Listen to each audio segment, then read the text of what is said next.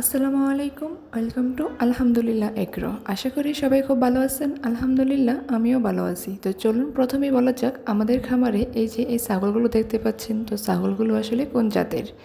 তো আলহামদুলিল্লাহ আমাদের খামারে যে কয়টা ছাগল আছে সবগুলোই ব্ল্যাক বেঙ্গল জাতের। তো চলুন এখন বলা যাক যে আমাদের খামারের লোকেশনটা কোথায়। তো আমাদের খামারটি হচ্ছে গাজীপুর জেলার কাপাসিয়া উপজেলার মধ্যে। তো চলুন তারপরে আরও কিছু আপনাদের কমেন্ট সম্পর্কে বলা যাক। তো সেটি হলো যে আমাদের খামার সম্পর্কে অভিজ্ঞতা কতদিনের, কিংবা আমরা খামার কবে শুরু করেছি। তাছাড়াও হচ্ছে যে আমাদের খামারে বর্তমানে ছাগলের সংখ্যা কতগুলো। ইনশাল্লাহ চেষ্টা করব এই সকল প্রশ্ন কিংবা কমেন্টের উত্তরগুলো দেওয়ার, সেই সাথে 100 ছাগল থেকে 200 ছাগল করার পরবর্তী টার্গেট নিয়ে আজকে আলোচনা করব। আমাদের খামারটা আমরা একদম ছোট পরিসর থেকে শুরু করেছিলাম, অর্থাৎ ছোট্ট একটা বাচ্চা ছাগল দিয়ে আমরা আমাদের খামারটা শুরু করেছিলাম। আলহামদুলিল্লাহ আজকে এই যে যা দেখতে পাচ্ছেন সেটাই হচ্ছে আমাদের খামারের সফলতা। আল্লাহর রহমত এবং পরিশ্রমের দ্বারাই আমরা এতদূর অবধি আসছি। তো সব কিছুর জন্যই উপর আল্লাহর প্রতি অশেষ কৃতজ্ঞতা প্রকাশ করি।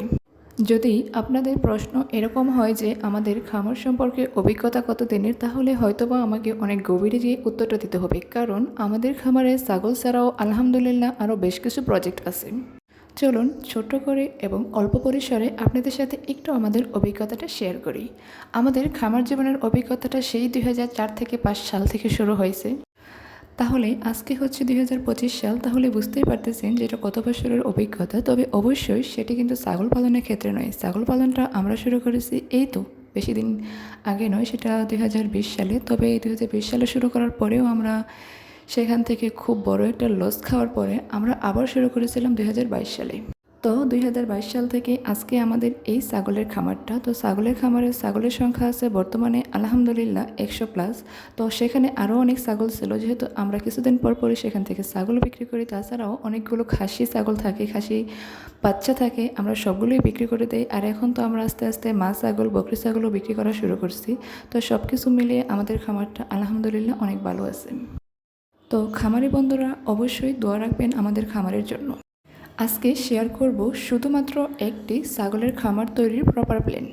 কিভাবে অল্প পুঁজি দিয়ে খামার শুরু করে আস্তে আস্তে ছাগলের সংখ্যা সেখানে বৃদ্ধি করবেন এবং খামারটা চিরস্থায়ী করবেন। আমাদের খামারটাই শুরু হয়েছিল ছোট্ট একটি বকরি ছাগল দিয়ে। তারপর যদিও আমাদের খামারে একটা বিশাল লস হয়, তো সেই লস হওয়ার পরে আমরা আবারও কিছুদিন গ্যাপ দিই, তারপর আমাদের ছাগলের খামারটা শুরু করি। এটি হচ্ছে আমাদের একটি বাস্তব অভিজ্ঞতা, আজকে আপনাদের সাথে শেয়ার করতেছি।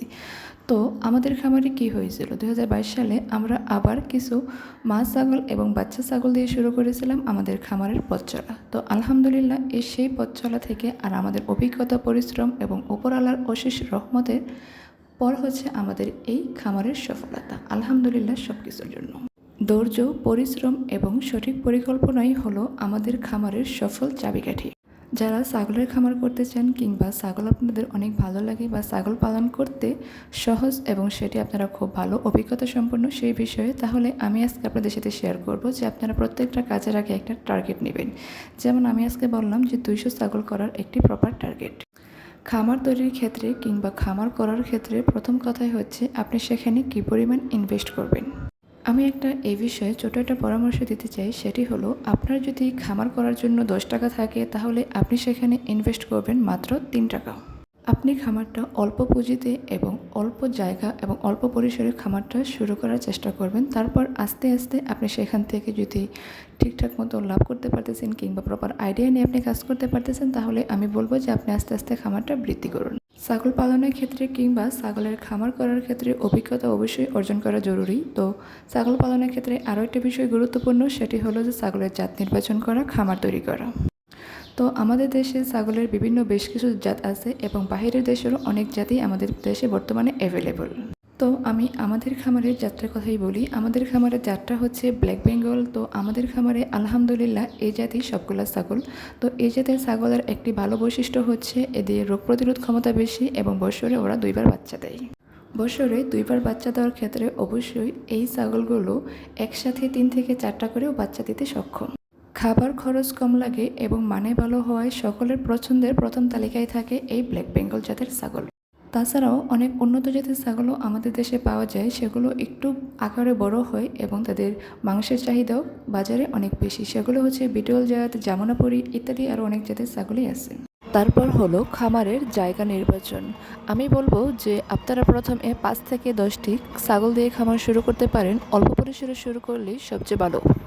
খামার তৈরি করার ক্ষেত্রে অবশ্যই মাচা আকৃতির করার চেষ্টা করবেন এবং খামারের আশেপাশে জমিতে গাছ লাগানোর চেষ্টা করবেন।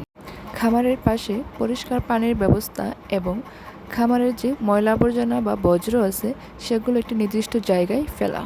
খামারের চারপাশে আলো বাতাসপূর্ণ এবং সবসময় খামার পরিষ্কার রাখার চেষ্টা করবেন, আর এটাই হবে আপনার সফলতার একটি সঠিক ধাপ।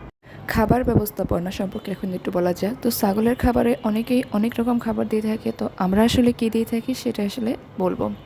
তো আমরা দিনে 2 বার সবুজ ঘাস দিয়ে থাকি। আমরা আসলে নেপিয়ার ঘাস চাষ করি, তো সেজন্য আমরা দিনে 2 বার আনলিমিটেড নেপিয়ার ঘাস দিয়ে থাকি। তারপর দিনে 1 বার আমরা দানাদার খাবার দিয়ে থাকি। দানাদার খাবারে আমরা দিই ভুট্টা, গমের ভুসি, মিনারেল মিশ্রণ, সাথে আরও কিছু উপাদান মিলে আমরা একটা মিক্স দানাদার খাবার তৈরি করে থাকি। ছাগলের খাবারের ক্ষেত্রে একটা বিষয় সবসময় চেষ্টা করবেন, সেটি হলো যে খাবারটা সবসময় একই টাইমে দেওয়ার চেষ্টা করবেন। অর্থাৎ আপনি সপ্তাহের শুরুতে যেভাবে খাবার দিচ্ছেন, আমি বলবো যে আপনি বছরের শেষ পর্যন্ত খাবারটা একই টাইমে দেওয়ার চেষ্টা করবেন। এখন আসি ছাগলের চিকিৎসা ও যত্ন নিয়ে। তো মোটামুটি এটা বলা যেতে পারে যে ছাগলের চিকিৎসা তুলনামূলক একটু কমই রোগব্যাধি হয়ে থাকে, তাই চিকিৎসা খরচও অনেকটা কম হয়। ছাগলকে 3 মাস অন্তর অন্তর কৃমির ট্যাবলেট বা কৃমির ইনজেকশন দেওয়া হয়ে থাকে। ছাগলের আরও কিছু গুরুত্বপূর্ণ ভ্যাকসিন আছে, সেগুলো হলো এফএমডি, পিপিআর। সেগুলো হচ্ছে বছরে 2 বার দেওয়া হয়, অর্থাৎ 6 মাস পর পর। আমি আবারও একটা বিষয় ক্লিয়ার করি, সেটি হলো যে আপনি প্রথমে অবশ্যই অল্প পুঁজিতে করার চেষ্টা করবেন, কারণ আপনার কাছে যদি মূলধন অনেক টাকাও থাকে, অর্থাৎ আপনার মূলধন যদি 2 লাখ 2.5 লাখ টাকাও থাকে, তাহলে আমি বলবো আপনাকে যে আপনি 20,000 25,000 টাকা দিয়ে শুরু করুন।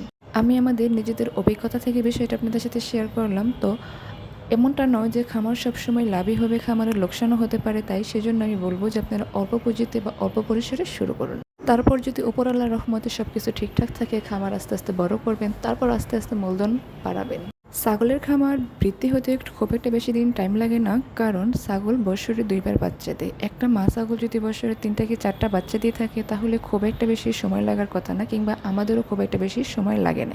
তো বন্ধুরা, ভিডিওটা যদি ভালো লাগে তাহলে লাইক, কমেন্ট ও শেয়ার করতে ভুলবেন না। আর এরকম আরও অনেক ভিডিও পেতে অবশ্যই চ্যানেলটি সাবস্ক্রাইব করবেন। তো আজ এই পর্যন্তই, দেখা হবে পরবর্তী একটি ভিডিওতে। থ্যাংক ইউ, আল্লাহ হাফেজ।